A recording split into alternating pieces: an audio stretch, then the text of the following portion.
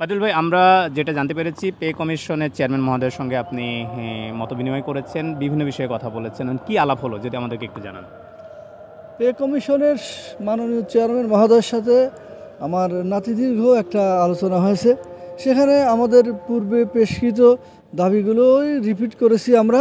সেখানে আমাদের মূল দাবি ছিল যে 1:4 ভিত্তিতে বেতন নির্ধারণ, গ্রেড সংখ্যা কমিয়ে আনা।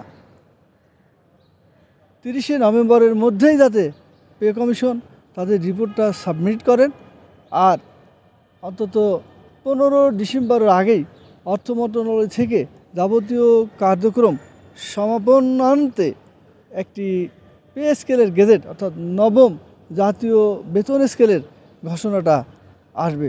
এই বিষয়টা নিয়েই মূলত স্যারের সাথে আলোচনা হয়েছে। আমরা ইতিমধ্যে দেখতে পেরেছি আপনারা বিভিন্নভাবে অসন্তোষ জানিয়েছেন বা সরকারের প্রতি একটি চাপ প্রয়োগের কথাও জানিয়েছেন। আপনাদের আলটিমেটাম ছিল 30 নভেম্বরের মধ্যে কমিশনের সুপারিশ পেশ এবং 15 ডিসেম্বরের মধ্যে সরকারের কার্যকর করা নতুন পে স্কেলটি। এ বিষয় নিয়ে কর্মচারীদের মধ্যে অনেক হতাশা বা কি হবে এটা নিয়েও রয়েছে। এখন কমিশন আপনাদেরকে কি ধারণা দিল? ইতিবাচক কোনো কিছু বলেছেন যে 30 নভেম্বরের মধ্যে হতে পারে? কমিশনের চেয়ারম্যান মহোদয় উনি তো ব্যক্তিগতভাবে ওনার ওপিনিয়ন ব্যক্ত করতে পারেন না। উনি সদস্যদের সাথে কথাবার্তা বা পরামর্শক্রমে তাদের মতামত নিয়েই উনি যে কোনো বিষয়ে সিদ্ধান্ত বা ডিসিশন ডিক্লেয়ার করেন। সে অনুযায়ী চেয়ারম্যান মহোদয় উনি আমাদের কাছে যে অভিমত বা কার্যক্রমের অগ্রগতির কথা ব্যক্ত করেছেন তাতে আমরা সন্তুষ্ট। মাননীয় চেয়ারম্যান মহোদয় বলেছেন যে আমরা আপনাদের দাবিটা সর্বোচ্চ অগ্রাধিকার দিয়ে কার্যক্রম চালিয়ে যাচ্ছি। আমরা চেষ্টা করছি যে অন্তত 30শে নভেম্বরের মধ্যেই যাতে আমরা একটা রিপোর্ট পেশ করতে পারি। আপনি তো জানেন যে বিষয়টা একটা বিশ্লেষণধর্মী এবং গত 11 বছর, সামনের 5 বছর এর মধ্যে ইনফ্লেশন, বৈশ্বিক পরিস্থিতি, দেশের আর্থিক তারল্য সংকটের বিষয়, অন্যান্য বিষয়গুলো নিয়ে আমাদের ভাবতে হয়। সব কিছু বিচার বিশ্লেষণ করে রিসার্চ করে আমরা চাচ্ছি যে আপনাদের চাহিত সময়ের মধ্যেই আমরা রিপোর্ট দাখিল করব। যদি এর বাইরে সময়ের প্রয়োজন দেখা দেয় বা প্রয়োজনীয়তা আমরা উপলব্ধি করি তখন হয়তোবা 2-1 দিন বা 2-1 সপ্তাহ সময় লেগে যেতে পারে। এই যৌক্তিক সময়টা আপনারা কনসিডার করবেন।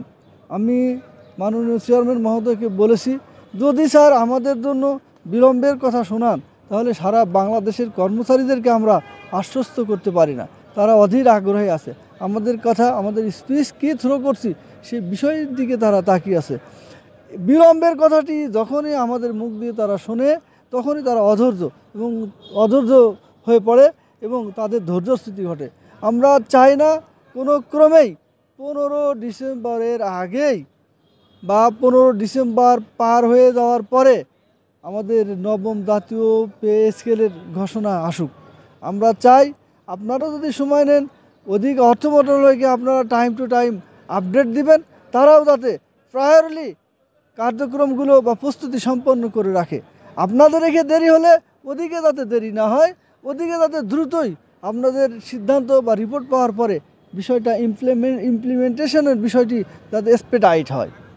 মানে আপনারা কমিশনকে একটা বার্তা দিতে চেয়েছেন যে যদি কমিশনের সুপারিশ করতেও দেরি হয়, জমা দিতেও যাতে বাস্তবায়নের ক্ষেত্রে দেরি নয়। অর্থাৎ এই সরকারের আমলেই নতুন পে স্কেল কার্যকরের দাবি আপনারা আবার পুনর্ব্যক্ত করেছেন। সেক্ষেত্রে কী আশ্বাস পেয়েছেন? এক্স্যাক্টলি আমাদের চেয়ারম্যান মহোদয় বলেছেন যে আপনারা দেখেছেন আজকে ডেইলি স্টারে সরকার জানুয়ারি থেকে নবম জাতীয় পে স্কেলের কার্যক্রম চালু বা শুরু করবেন বলে একটা নিউজ আপনারা দেখেছেন। এটার সাথে বাস্তবতার মিল রয়েছে। আমরা চাচ্ছি যে ডিসেম্বরের মধ্যেই আপনারা পে স্কেলের ঘোষণা পেয়ে যান। আমরা সেই আঙ্গিকে কাজ করে যাচ্ছি। তাহলে এখন পর্যন্ত আপনাদের ডিসেম্বরের 5 তারিখে একটি সমাবেশ রয়েছে। কমিশন যে ইঙ্গিত দিয়েছেন তাতে যদি নভেম্বরের মধ্যে নাও হয়, ডিসেম্বরের প্রথম বা দ্বিতীয় সপ্তাহে আপনারা একটি সুপারিশ পেতে চলেছেন। এখন সমাবেশকে কেন্দ্র করে আপনাদের প্রস্তুতি কী বা সমাবেশ থেকে আপনাদের কী মেসেজ আসবে? সমাবেশটা তো আমাদের সচিবালয়ের ভিতরে এবং সচিবালয়ের বাহিরে সমস্ত সংগঠনের সাথে পরামর্শক্রমে সমাবেশের তারিখ নির্ধারিত হয়েছে। সমাবেশকে ঘিরে সারা বাংলাদেশে একটা উৎসব এবং উৎসবমুখর পরিবেশের সৃষ্টি হয়েছে। সকলেই খুবই সানন্দে এবং সাড়ম্বরের সাথে সমাবেশের পানে ছুটে আসবে।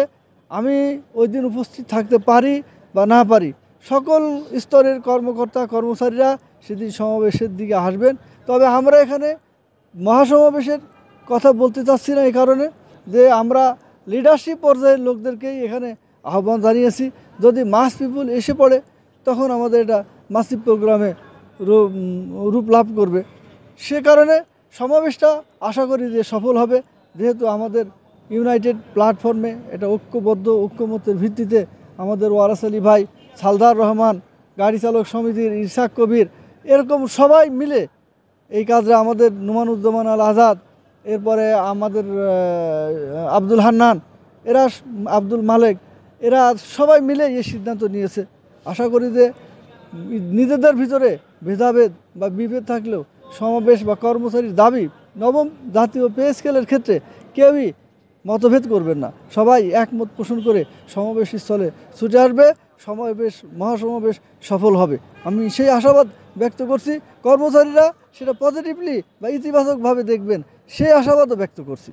আমরা যদি আরেকটি বিষয় একটু বলতে চাই, আপনি প্রথম দিকেই বলছিলেন আপনাদের দাবি ছিল গ্রেড 20টা থেকে কমিয়ে আরও 10টি 12টি বা 15টি, অনেক সংগঠন অনেক প্রস্তাবনা দিয়েছেন, পাশাপাশি সর্বনিম্ন বেতন 35,000 করার একটি দাবি। এই দুটো বিষয় নিয়েও কমিশন চেয়ারম্যানের সঙ্গে আপনার আলাপ হয়েছে, আমরা যতটুকু জানতে পেরেছি। উনি ইতিবাচক কোনো সাড়া দিয়েছেন কিনা বা আশ্বস্ত করতে পেরেছেন কিনা আপনাদের কোনোভাবে? চেয়ারম্যান মহোদয় আমাদেরকে এই বিষয়গুলো সম্পর্কে আশ্বস্ত করেছেন যে আমি এবং আমার সদস্যগণ যারা আছেন, বিজ্ঞ সদস্য, তারা সকলেই আপনাদের জীবন মানের যে ধরন, যে এখন আপনাদের একটা মেজারেবল কন্ডিশন, একটা টাইম আপনারা পাস করছেন, এই বিষয়টা আমরা টপ প্রায়োরিটি বেসিসে বিবেচনা করছি এবং আশা করছি যে আপনারা খুশি হবেন বা আপনাদেরকে সন্তুষ্ট রেখেই আমরা একটা কিছু আপনাদেরকে উপহার দিতে পারবো। গ্রেড কমানোর ব্যাপারে স্যার বলেছেন এর মধ্যে কিছু কন্ট্রাডিক্টরি বিষয় রয়েছে, তদুপরি আমরা চেষ্টা করব আমাদের লেভেলে গ্রেড সংখ্যা কমানোর, এবং উনি বলেছেন আমার লেভেল থেকে আমার সদস্যরা কোনো প্রকার ত্রুটি করবে না, আপনাদের যৌক্তিক দাবিগুলো অগ্রাধিকার বিবেচনায় রেখে কাজ করার জন্য। ধন্যবাদ ভাই আপনাকে। ধন্যবাদ ডেইলি ক্যাম্পাসকে।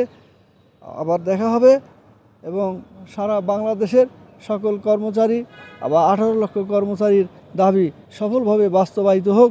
নবম জাতীয় পে স্কেলের ঘোষণা ডিসেম্বর 15 তারিখের মধ্যে আসুক এবং কর্মচারীরা যাতে তাদের হাসি মুখে সেই পে স্কেলের সুবিধা ভোগ করতে পারে, এই আশাবাদ ব্যক্ত করে আমার কথা শেষ করছি।